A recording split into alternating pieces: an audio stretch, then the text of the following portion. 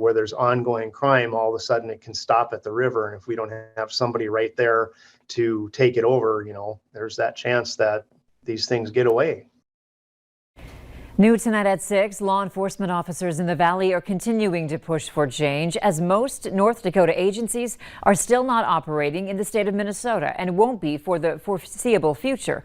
It's a story Valley News Live first broke last month after a new deadly force statute went into effect in Minnesota, which many local agencies say without the proper education and training puts both public safety and officer safety at risk. Today, Valley News Team's crime and safety reporter Bailey Hurley spoke with officers on both sides of the river who are pushing to get the law amended or put on hold.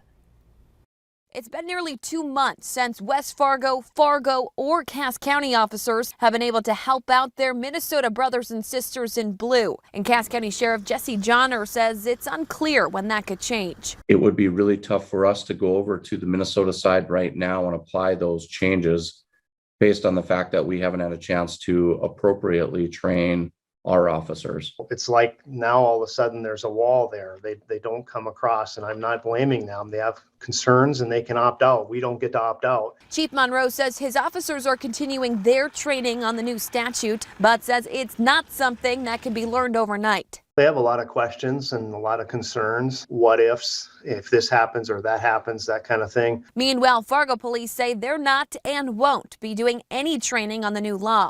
We train on one use of force standard, the one that our Century Code and other states follow. We're not going to train them on a second standard because, as I just said, that's not a trainable issue.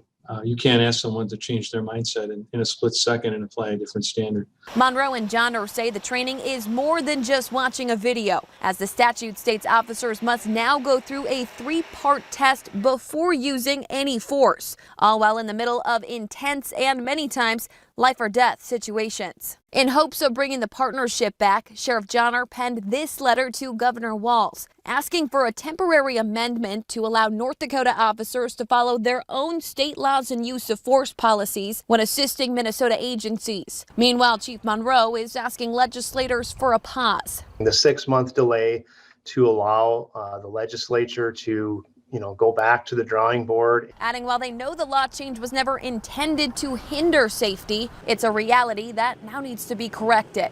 Bailey Hurley, Valley News Live.